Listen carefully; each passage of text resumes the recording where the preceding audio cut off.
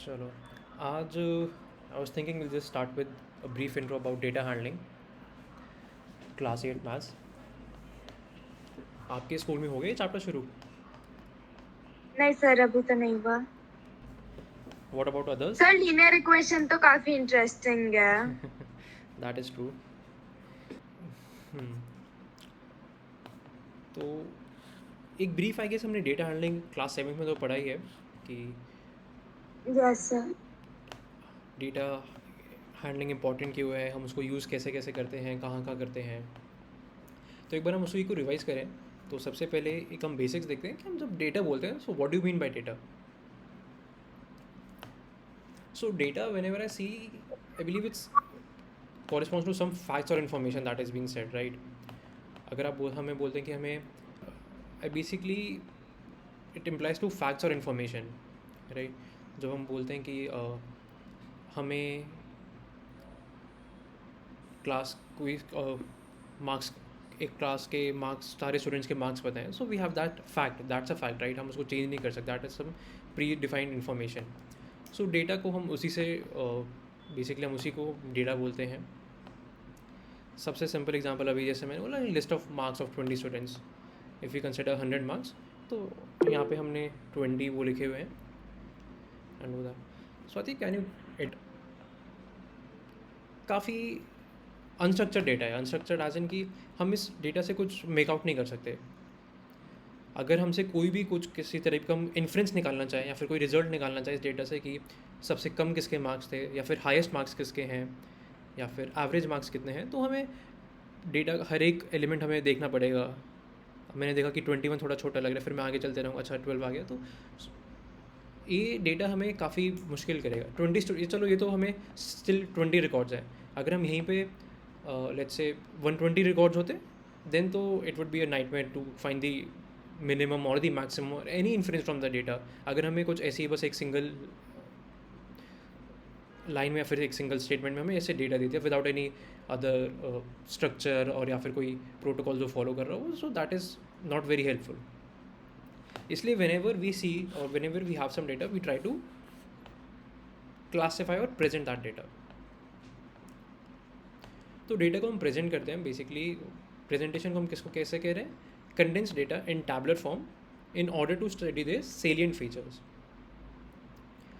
सो salient features basically जब हम salient कह रहे हैं, दीज फीचर्स आर जो भी हमने डिस्कस करा, minimum, maximum, average, mean, median, mode and many others. So these are all these features that we can inference from that data. तो उसके लिए लेकिन हमें सबसे पहले डेटा को एक स्ट्रक्चर्ड वे में रखना पड़ेगा। So we condense data in a tabular form. ठीक है, जो हमें डेटा सबसे पहले गिवन है that we call raw data. जो डेटा हमने बेसिकली कलेक्ट करा है, लेट्स से कि मैंने एक सोसाइटी है उसमें मैंने लोगों का सेंसस कर रहा हूँ कि एज कितनी है लोगों की, तो पेन पेपर से I am going to every house and collecting that data. So that data is raw data. अभी सिर्फ मैंने वो हर एक, मैं हाउस में गया, लोगों से पूछा what's your age, so I collected that data, so that is raw data. अभी वो किसी में भी स्ट्रक्चर्ड नहीं है। अब हम स्ट्रक्चर या फिर उसको अरेंज कैसे कर सकते हैं, अल्फ़ाबेटिकल ऑर्डर में कर सकते हैं, असेंडिंग ऑर्डर में कर सकते हैं, डिसेंडिंग ऑर्डर में कर सकते हैं। They might be other ways as well, but for the time being these three are good enough for us to understand. जहाँ पे भी न्यूमेरिकल डेटा आ रहा है वहाँ पे तो हम अल्फ़ाबेटिकल ऑर्डर नहीं कह रहे, बट हम सीक्वेंशियल या कुछ वैसा कर सकते हैं। अगर मैं सेम एग्जांपल लूँ कि if I am collecting data as data of a society, तो मैंने उसको हाउस नंबर वाइज उसको मैंने सॉर्ट कर दिया कि फर्स्ट हाउस में जो एज थी उसकी एज क्या थी, सेकेंड हाउस में क्या एज थी, तो उसको अल्फ़ाबेटिकल या फिर अल्फ़ाबेटिकल तो हमारा नहीं होगा इसमें, बट सीक्वेंशियल हो गया। So that is based on some sequence. Ascending and descending I believe ये सबको ही पता है। असेंडिंग हमने स्मॉलेस्ट टू लार्जेस्ट, तो सबसे छोटा है पहले वो एज लिखी, देन उससे बड़ी, देन उससे बड़ी, and so and so forth until we reach the largest of the age. Descending में उसका जस्ट उल्टा हो जाता है, I start with the maximum and then I go on until I reach the minimum. So these three are like the most popular या फिर most frequently used data structures, right? कि हम रॉ डेटा को जब हमें कभी भी मिलता है सो हम मोस्टली उनको इन्हीं ऑर्डर्स में अरेंज करते हैं।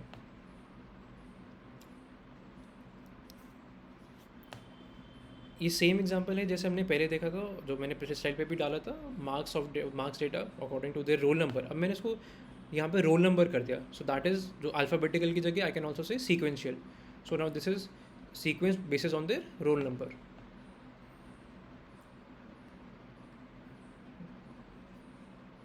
अभी तक कुछ डाउट किसी को?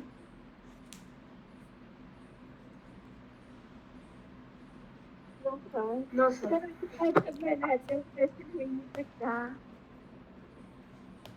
सॉरी, आपकी आवाज़ थोड़ी ब्रेक हो रही थी। मैम मैंने कहा आप इतना अच्छा पढ़ाते हो कि क्वेश्चन आता ही नहीं है। अरे thank you so much. so then moving on, we present the data, हाँ प्रेजेंटेशन ऑफ डेटा। जो हमने पहले देखा वो हमारा रॉ डेटा था, तो हमने उसको कुछ किसी भी ऑर्डर में उसको नहीं रखा था। अब सबसे पहले हमने क्या करा, उसको यहाँ तो हमने चलो ठीक है, we mark the data according to the roll number, तो ये हमने सीक्वेंशियल वाला देख लिया, अल्फ़ाबेटिकल और सीक्वेंशियल। नाउ वी चेक, अब हम उसको असेंडिंग या डिसेंडर में भी सॉर्ट कर सकते हैं। यहाँ पे मैंने असेंडिंग में उसको सॉर्ट करा है। So raw data, when we put in ascending or descending order, this is called array और arrayed data.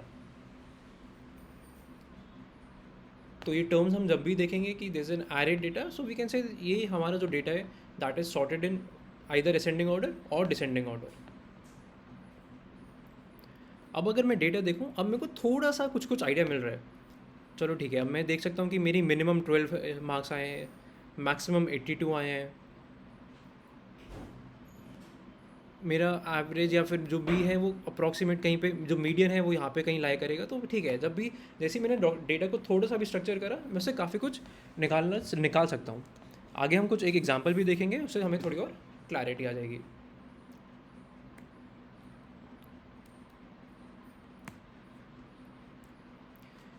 अब लेकिन इसमें भी इस जो हमने प्रेजेंटेशन यूज़ करी है डेटा की, इसमें प्रॉब्लम ये है कि अभी तो हमने सिर्फ 20 स्टूडेंट्स का डेटा देखा है। नाउ लेट्स से अगर ये 120 स्टूडेंट्स का हो जाता, इसको असेंडिंग या डिसेंडिंग में करने में ही बहुत टाइम लग जाता। हम उसको, चलो हमें रॉ डेटा तो मिल गया, लेकिन उसको सॉर्ट करो, असेंडिंग में ही सॉर्ट करो, तो that's a very cumbersome task. तो इसलिए हम कभी कभी टैबुलेशन भी यूज़ करते हैं डेटा की, वी यूज़ टैबुलर डेटा। तो इसमें हमने क्या करा, हमने देखा कि मार्क्स जो है 12 मार्क्स 2 स्टूडेंट्स के हैं, so I can write the frequency of the marks over hair.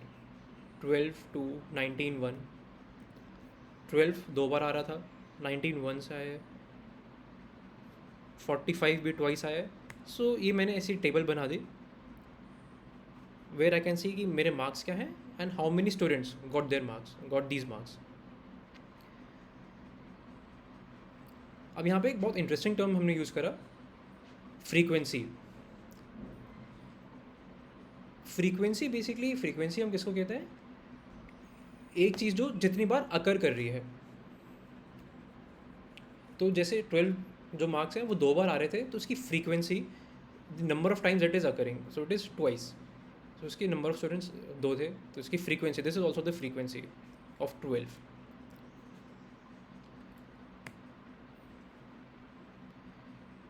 तो अभी जो हमने डिस्कस करा है वही यहाँ पे हम उसकी डेफिनेशन भी देख सकते हैं। Number of students who have scored a particular number of marks is called frequency of the variate. Variate basically marks हो गए। अगर मैं दूसरा एग्जांपल लूँ, एज का एग्जांपल जो भी हम डिस्कस कर रहे थे, एज इन अ सोसाइटी, तो उसमें हो जाता जो वेरिएट है वो हमारी एज हो जाती है, यहाँ पे जो वेरिएट है वो हमारे मार्क्स हैं। बस टर्मिनोलॉजी है, इसमें कुछ अंडरस्टैंडिंग है वो नहीं है, बट हाँ जो भी हम मेट्रिक मेजर कर रहे हैं we call that the variate, frequency of the variate.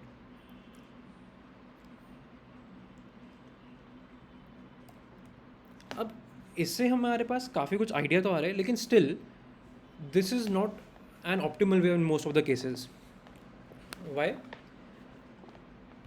चलो यहाँ पे तो हमने 0 से 100 के बीच में हमारा डेटा लाई कर रहा था क्योंकि मार्क्स थे। नाउ लेट्स से मैंने कोई डेटा लिया जिसकी रेंज काफ़ी बड़ी है।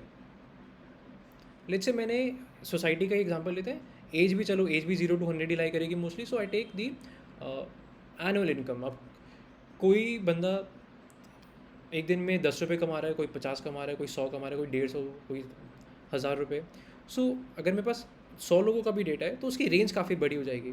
तो अगर मैं टेबल बनाने बैठा, अगेन टेबल में the number of rows would be very large, और इतनी हेल्प भी नहीं करेगी मेरे को वो.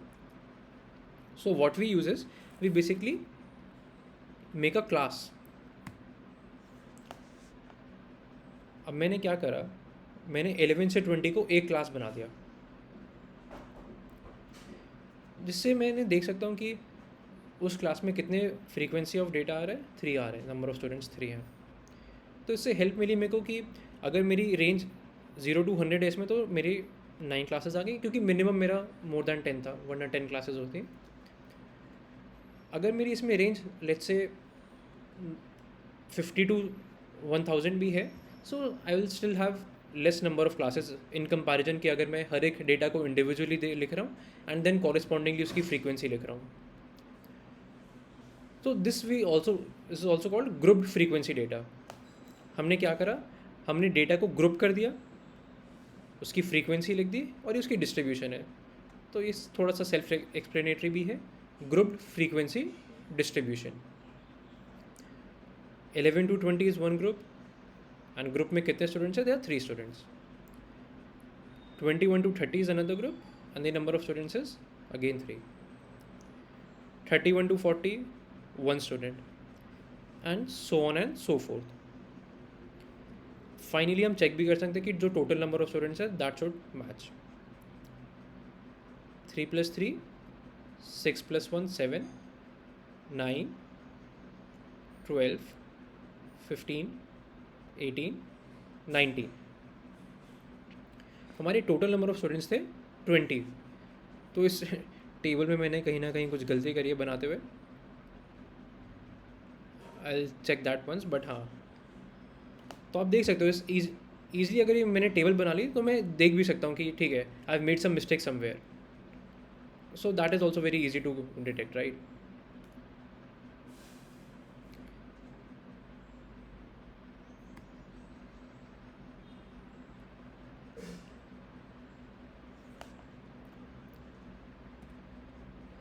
ये था हमारा ग्रुप्ड फ्रीक्वेंसी डेटा डिस्ट्रीब्यूशन.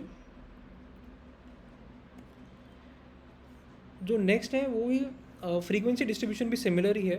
इसकी बस डेफिनेशन हमने वो लिखी है, method to present raw data in the form from which one can easily understand the information content in the raw data. So this is similar to what we did earlier. ये दोनों same ही है, frequency distribution, group frequency distribution. इसमें जो difference आया है वो हम देख रहे हैं बस. Frequency distribution is of 2 types. फिर हम 2 तरीके के डिस्ट्रीब्यूशंस कह रहे हैं. One is discrete, one is continuous. कोई यहाँ पे बताना चाहेगा डिस्क्रीट एंड कॉन्टिन्यूस में डिफरेंस क्या होता है, या फिर हम किसको डिस्क्रीट कहते हैं और कॉन्टिन्यूस किसको कहते हैं?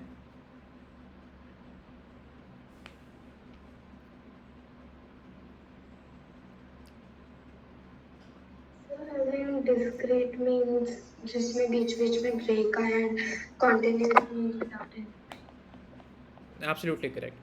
सो डिस्क्रीट आप उसको ऐसे भी समझते हो जैसे आपने अभी एक्सप्लेन करा, जिसमें ब्रेक आ रहा है. तो जब आप वैल्यूज़ ग्राफ में प्लॉट करोगे तो आप एक वैल्यू प्लॉट करोगे, then the second value will have a break in between. So सबसे easiest example is integers, like 1 के बाद 2, 1 और 2 के बीच में there are infinite number of real numbers, right. लेकिन डिस्क्रीट क्या है, 1 2 3 4. So these are discrete variables. ये तो इंटीजर्स हो गए. रियल लाइफ एग्जांपल लें तो हम इसको एज बोल सकते हैं. Age in years. अगर आप इन एज को हम डेज में करेंगे तो कहीं कहीं पे हम इसको कॉन्टिन्यूस भी ले लेते हैं, but age in years is discrete. Similarly marks you are getting, अगर हम उसको हाफ मार्क्स और वो हटा दें, सो 21 आपके, अगर टोटल मार्क्स 10 है, so you can only get 1 2 3 4 5 6 till 10. You cannot get 1.2578, right. So ये हमारी डिस्क्रीट फ्रीक्वेंसी, डिस्क्रीट वेरिएबल्स होते हैं. तो जो हमने सबसे पहला एग्जांपल देखा था list of marks of students, वो हमारी डिस्क्रीट फ्रीक्वेंसी डिस्ट्रीब्यूशन थी, दिस वन।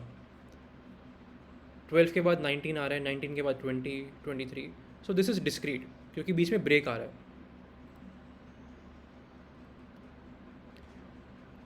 कॉन्टिन्यूस जस्ट इसका ऑपोजिट हो गया, विच इज़ कॉन्टिन्यूस। 1 और 2 के बीच में अगर बहुत सारे रियल नंबर्स लाई कर रहे हैं, सो जो भी हम डिस्ट्रीब्यूशन या जो भी हम मेट्रिक कवर कर रहे हैं, that can take any value.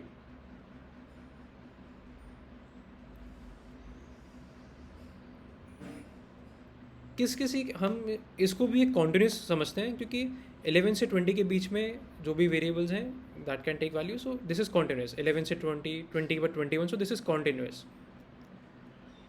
20 से 21 आ गए, यहाँ पे कहीं ब्रेक नहीं आ रहा बीच में, जबकि जो डिस्क्रीट था हमारा 12 के बाद 19 आ रहा है, so there was a huge gap या फिर ब्रेक इन बिटवीन। जब आप इसको ग्राफ पे प्लॉट करोगे तो सबसे पहला हमारा 12 आएगा, फिर 19 आएगा, फिर 21 आएगा, so this a huge gap. But जब आप इसको प्लॉट करोगे 11 से 21 बनेगा बार, सेकेंड बार would be just in succession, 20 के जस्ट बाद आ जाएगा 21। So these type of frequencies are continuous, तो हमने इसको बोल दिया कॉन्टिन्यूस फ्रीक्वेंसी डिस्ट्रीब्यूशन।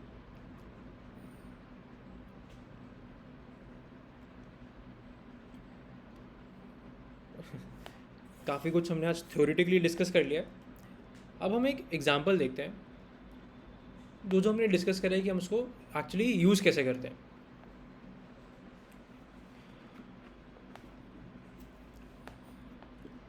हम सेम एग्जांपल ये आगे फॉलो कर रहे हैं, marks of in mathematics of 30 students, ये भी आउट ऑफ 100 है और हमें ये 30 स्टूडेंट्स के मार्क्स गिवन है। इसके बाद हमें कुछ क्वेश्चंस गिवन है। मैं रिक्वेस्ट करूँगा आप लोग अभी 5 मिनट लो, डेटा को देखो, अरेंज करो असेंडिंग ऑर्डर में। सबसे पहला काम है इसको असेंडिंग ऑर्डर में अरेंज करना। उसके बाद हम उसके ग्रुप्स बनाएंगे, ग्रुप्स में अरेंज करेंगे, एंड देन ये जो बाकी के क्वेश्चंस हैं, high score, lowest score, range, 40 is the pass mark, इसके आगे हाउ मेनी हैव फेल्ड, ये जो क्वेश्चन हैं ये हम उसके बाद सॉल्व करेंगे। ईज़ के लिए अगर आपको चाहिए तो ये मैं कमेंट्स में ड्रॉप कर देता हूँ। तो हमें सबसे पहला डेटा कौन सा गिवन है, 53। वेल स्टार्ट फ्रॉम हेयर, 53 आ गया, 61, 48। तो मैंने ऐसे टेबल बनाई और सबको मैं वैल्यूज़ फिल करता गया। तो जो फाइनली बनी है, I start from beginning as only, 37, 39, इसमें आई गॉट 44, 48, 48, इसमें we got 50, 53, 52 as well, 53, 55। Sir क्या जरूरी है कि ये स्मॉलेस्ट टू लार्जेस्ट ही हो? ज़रूरी नहीं है, हम इसको डिसेंडिंग में भी करते हैं, बट एक तो हमें क्वेश्चन में सर बोला क्या कि ये रैंडमली भी हो सकता है? रैंडमली एज इन ये जो मैं मार्क्स यहाँ पे लिख रहा हूँ। सर नहीं, मैं कह रही हूँ जैसे ये 50 में 52, 53, 55, 56, तो फिर कोई भी पहले हो गया कोई भी बाद में। ये आप रैंडम लिख सकते हो, लेकिन कभी कभी अगर हमें वैसे डेटा निकालना हो कि नंबर, इसमें तो चलो हमसे इन्होंने ऐसे पूछा how many of scored less than 50। अब अगर हमें यहाँ पे आ जाता लेस दैन 55, जैसे यहाँ पे 75 आ गया, how many of scored less than 75, तो ये More हमें than निकालने 6. में ईजी रहेगा। ओके सर, बट क्योंकि यहाँ पर तो कम नंबर्स थे तो मैंने हाँ रैंडमली हाँ किया, फिर भी मुझे कोई डिफिकल्टी नहीं दैट हुई। इज़ ट्रू, क्योंकि यहाँ पे कम नंबर्स थे, सो इट वाज इजी।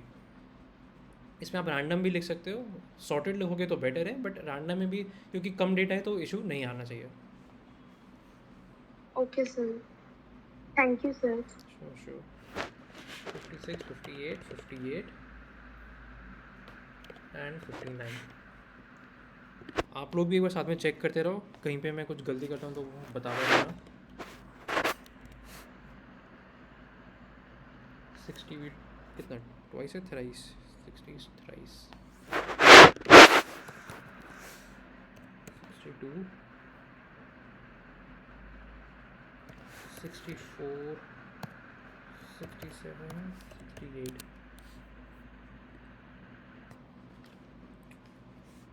70, 75, 77, 78, 84, 88, 90, 100। अब बस एक बार हमारी टेबल बन गई तो बाकी क्वेश्चन सॉल्व करना काफ़ी आसान हो जाता है। हम जल्दी से इनकी फ्रीक्वेंसी भी लिख लेते हैं।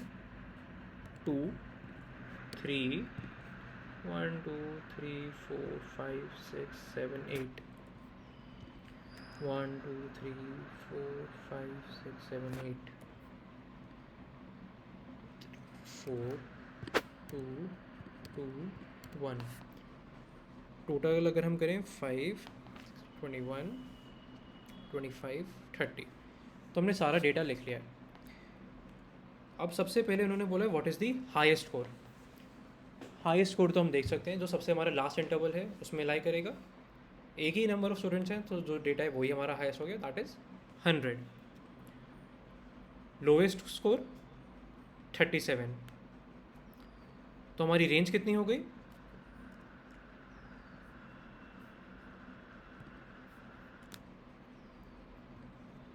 Anyone?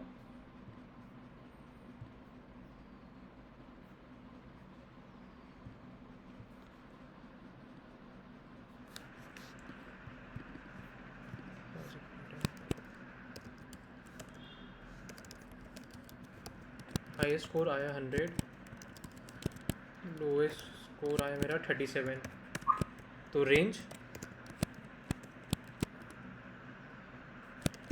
Is highest score minus lowest score.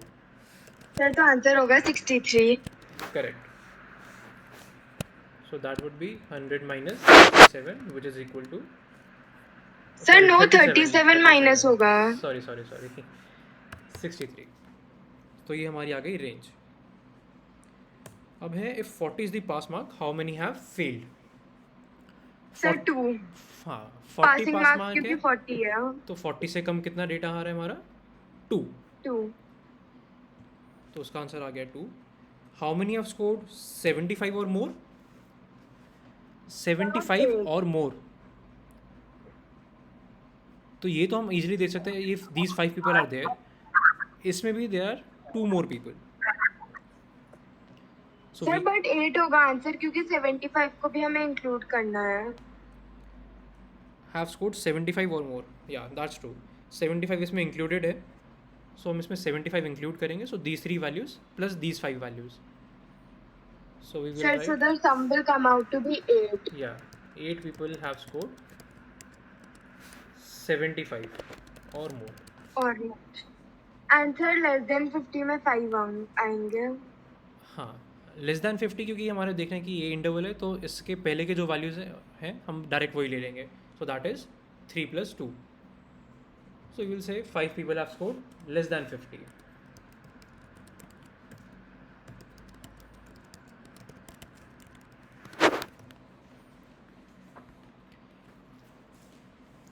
तो ये बेसिकली हमारे सारे जो भी बेसिक कॉन्सेप्ट्स थे एक बार वो हमारे रिवाइज हो गए हैं और हमने देख भी लिया कि हम उसको क्वेश्चंस में कैसे अप्लाई करते हैं या फिर कैसे सॉल्व कर सकते हैं। आज की क्लास में कुछ और क्वेश्चन या कोई doubt? Anyone else having a doubt? शायद और कोई भी कुछ कह रहा था। No sir.